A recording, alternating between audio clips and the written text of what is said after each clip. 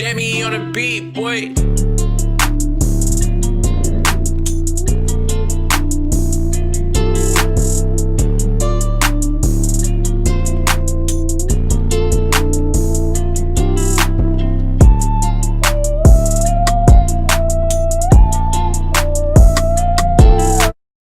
Hey, what's up, YouTube? This is Joseph Singleton here, and you're probably going to be wondering where I've been for the past months.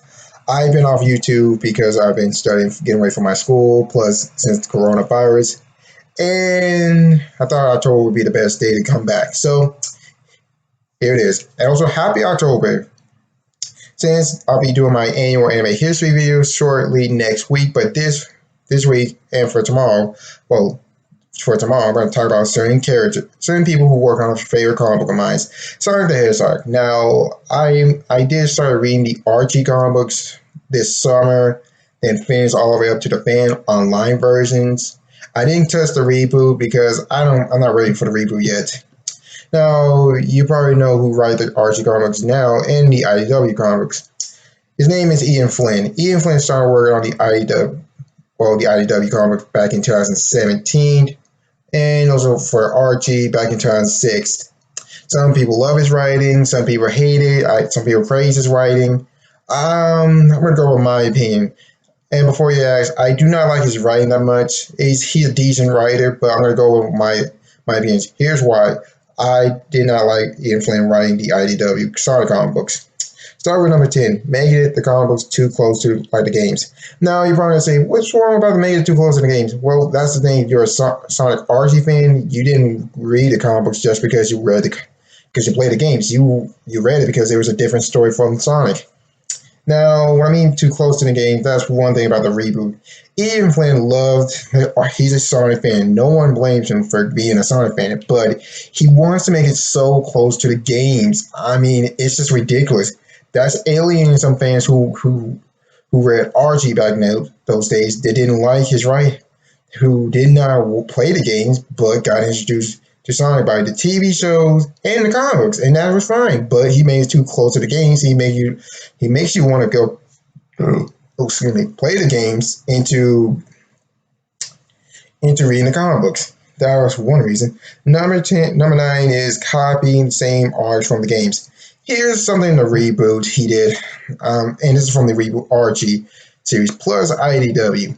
In the reboot, he recopied the Sonic Unleashed story arc, but made his own twist, bringing in he mixed it with both Sonic Fighters with Sonic Unleashed, and I didn't think it was interesting. I thought it was cool bringing in that arc, but I feel like you didn't need to change it up. But I get that you couldn't do the actual story because of some things I will talk about later. But the arc was decent, but it just he didn't need to copy that same arc. Okay, so number 8, I'm getting to the big, huge ones. Killing off characters for no reason. Now, this is for both Archie and IDW. Ian Flynn killed off characters for the Archie series because he didn't think they were necessary. He killed off Eggman's kids, Adam, and I forgot the female name, a horse character, pretty much that was it. Oh, Antoine from the Sonic at the M. If you ever watched Sonic at the M, Antoine was the cowardly character who was in love with Sally Acorn, but in the Archie comics he got brave, heroic, became a better freedom fighter, but he was killed off. Well, put in a coma, but he was planning to be killed off by Ian Flynn. And also here's in IDW. If you read IDW all the way up to also spoiler alert. If you haven't read all the way up to IDW Sonic, the Sandbach art, he killed off characters. Be it the Cats, Tangle, Shadow, Cream's mom, Cream, Sonic got infected and almost got killed. Now, they were going to be turned back to normal, but it feels like he didn't need to kill them off. That was one of my problems. You killing the characters off and making the other characters suffer from the failures. I know they're going to win at the end, but it was suffering. It was dark. I didn't mind the dark stuff, but you got to remember, this is still for kids. Number 7, Sonic X and Nicole. Now, Sonic X and Nicole was in the reboot universe. He came out and said they were both a gay couple. One of my problems with that is he didn't make sense to me because I read all the way up to when Sonic and Sally has some problem with their relationship, and Sally got turned into a robot. Here's something I'm going to talk about. He wants to make Sally Acorn become a lesbian just so he can put it to my next point. Number 6 will be Sonic X Amy. My problem with this is he's a huge Sonic Amy shipper. Nothing's wrong with that. It's just come on. You just want to ship Sonic and Amy in the comic books. He did that, and he tried to do that in the old RC universe before the reboot, but he even tried so in a reboot from some panels, but I didn't think it would work. Plus, a big reason, if you don't know me, I do not like Sonic X Amy because I think it's a weird ship. I don't mind it in the IDW since he matured her, but my problem with it is it didn't make any sense in the old continuity in Archie.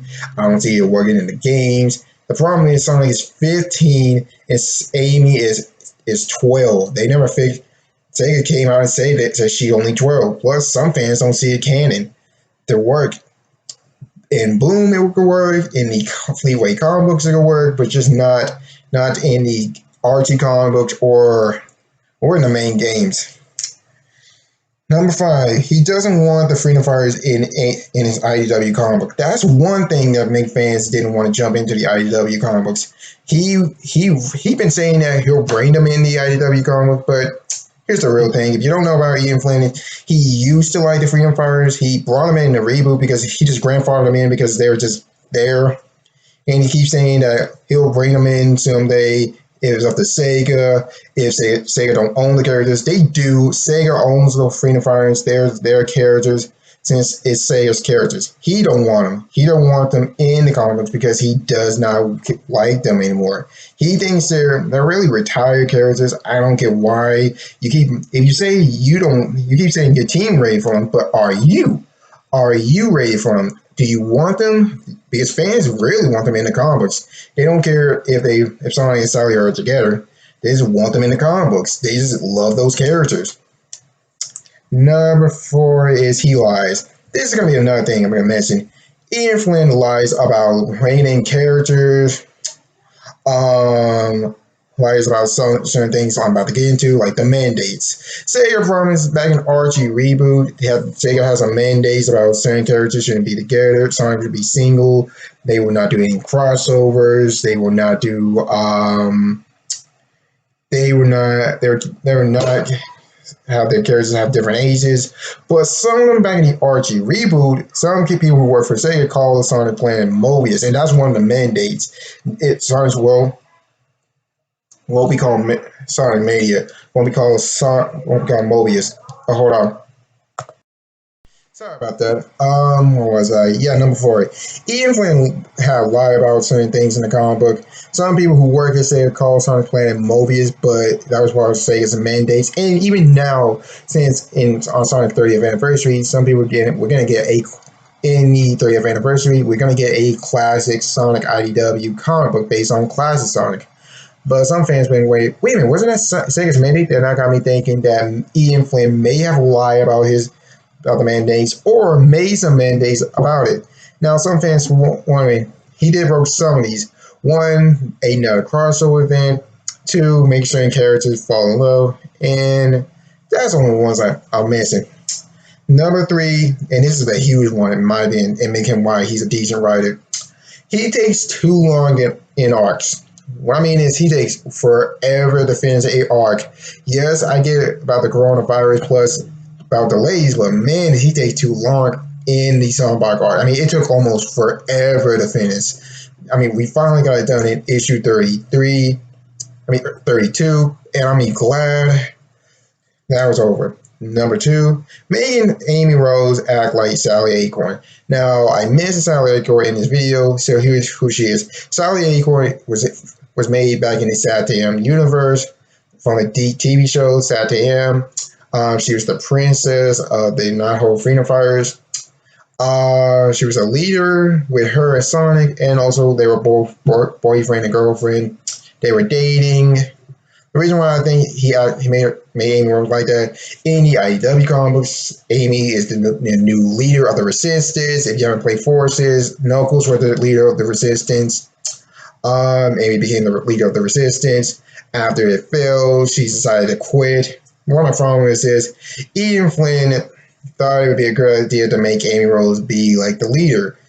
It's because here's the thing, he favors Amy for some reason that I don't get why. I never get her character. I never like her character. So yeah. Also some honorable mentions here. He turned some characters into villains. Jeffrey Johnny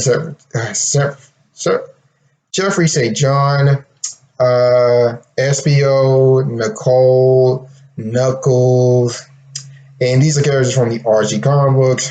That was one thing. That was it. Number one is this Sonic Heroes 2 and the Sonic Arc. But you're probably saying, wait, Sonic Heroes 2? Don't you mean the Battle for Angel Island? Yes. The problem I had with that arc is it was too close to Sonic Heroes. I get he's a fan of Sonic Heroes, but my problem with this, it's just Sonic Heroes. It had Nero Metal Sonic. It just had Sonic and his team, Sonic and his friends fighting Nero Metal Sonic. And that was in Sonic Heroes. He had the same forms, everything. And I didn't think that was necessary. And that's all I have for why I do not like Ian Flynn writing the IDW comic books. I'm actually glad that he's off the comic books. He's working on a new book called Bad Guys. I will still check it out because I believe he can still write. It's just sometimes he writes like a like it's in a fan fiction. It just bugs me. Also the new writer is even Stanley, who I will talk about in tomorrow's video. And also some people think he will probably return in the main IDW book. I hope not. My problem with him is he takes too long in arts. He tried to force Sonic and Amy in a relationship. He really tried to kill off characters for no good reason, just to make suspense, and try to make a comic book too close to the games. One of my problems with IDW is it has some movies that don't feel like the games, but feel like we're exploring the game universe. But here's the problem: we don't know what world Sonic is. Sonic World. We don't know where Sonic World takes place because sometimes they have humans, sometimes don't. Anyway, that's pretty much it. Comment down below what you think about this video. Also, you glad I'm back on doing YouTube? What do you think about Ian Flynn? Comment down below what you think about this video. Give me a thumbs up, thumbs down, subscribe, hit the bell monitor to get notified for new videos. I am Joseph Singleton, better known as Anime Hub. I'm glad to be back. Peace.